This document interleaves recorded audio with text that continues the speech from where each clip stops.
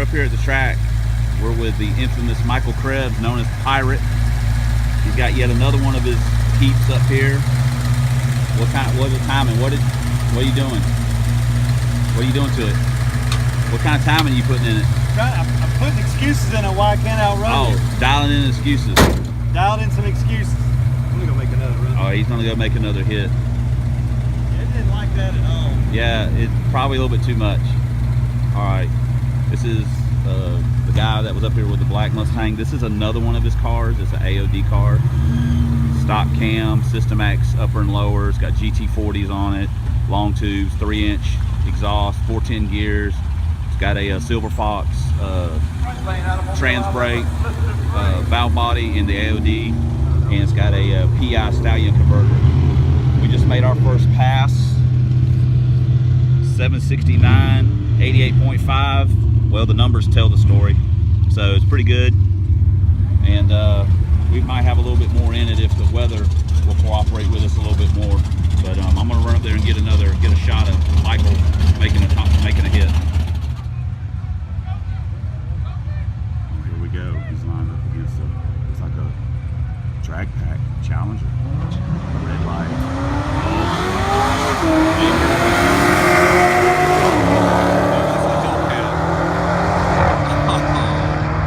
That'll ruin your day right there. As a Hellcat just got crushed. But listen, kids, don't come to the track without time. Here we go again. Michael lined up.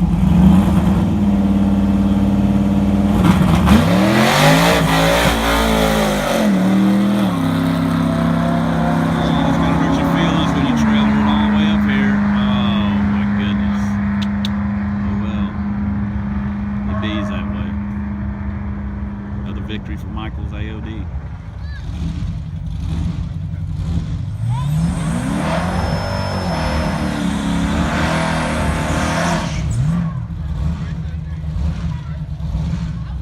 Here's the Rodmeister. He's in a better frame of mind today.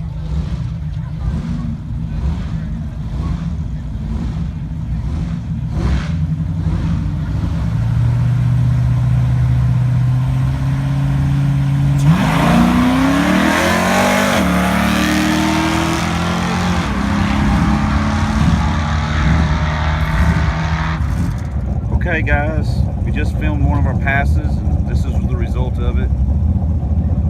Say we've also got a 769 on the books, so we're doing okay. We had to sit in the burnout box for a few seconds. It kind of warmed it up a little bit, but anyway, we're gonna make a few more hits, see what we can get.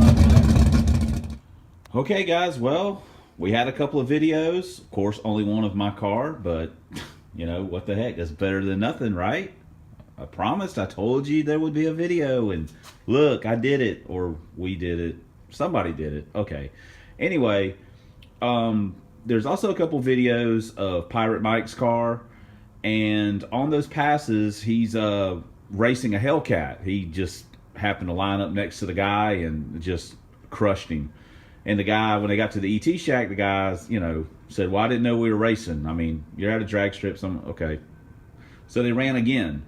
And it was pretty much just as bad the second time as it was the first time. In the other race with the Corvette, it was a LS swapped car. And again, that guy had just got it running. He was just trying to get it worked out, you know. But hey, you know, Michael takes those wins and he likes them, so... Me, on the other hand, he also had I don't really care. I'm just up there racing the clock. And he also ended up racing a guy with a 0304 Terminator and beat that guy too. It's you know, it's not just about having a fast car. You know, you gotta know how to drive it a little bit, and you gotta show up with tires. And I always tell my friends, you know, set yourself up for success, not for failure. But, you know, or if you go up there without tires, don't get upset when you get outran, so whatever. But anyway, I dug one of my old magazines out because someone had commented about the boom tube, the funnel. And let me see, I think Lee's car, this was the car I was talking about. Ah, there we go. There we go, right there. That's Lee Rudder's car. This was basically a stripper hatch.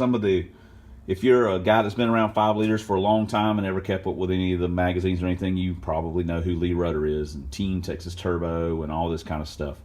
But for the young guys, he's one of the OG racers. This magazine was, when was that? There we go, 1992. It's a premiere issue. Anyway, enough of that. But that's really where I originally kind of got the Ram Air, even though I'd seen it like before in like a Super Ford or whatever. But that was the article that I always refer to. Anyway, getting back to what happened at the track, I just went ahead and got the time slips laid out. That was our first pass of the night. And, I was actually a little surprised because the weather wasn't that great. Then we came back around and ran that. Don't mind the reaction time. Those are actually red lights. They had the tree set on a 500, so I was leaving way early. So anyway, then we made another pass, and for our last pass of the night, we ran a 773. The 60 foot backed up just a little bit more, and it's just one of those things. But I was pleased with it. The mile an hours, like I say, 88.5, 88.0, 88.3, and a 88.3 again. And the 60 foots were about more where I thought they should be. So again, the weather wasn't fantastic, but it was good enough to run a little bit better. I don't really want to take it this coming up weekend, but it's supposed to be really cold, and I'm kind of tired of driving this thing after 2 straight weekends of it. I like to get behind a clutch pedal, so we'll have to see how that goes. But anyway, I just thought I'd put a quick wrap, or not so quick wrap, on our little video, and that there is actually a video of the car making a pass. Unfortunately, like I said before, our track does not show times on test and tune days because of all the big money grudge racers. So sorry about that, guys. But anyway, one of our other tracks, local tracks, will be opening up pretty soon, and maybe they'll be showing times on test and tune like they used to. So anyway, I'll get this up as soon as I get it all spliced together, and you guys can 3 or 4 people that are watching it, you guys can make fun of this thing. All right, we're gone.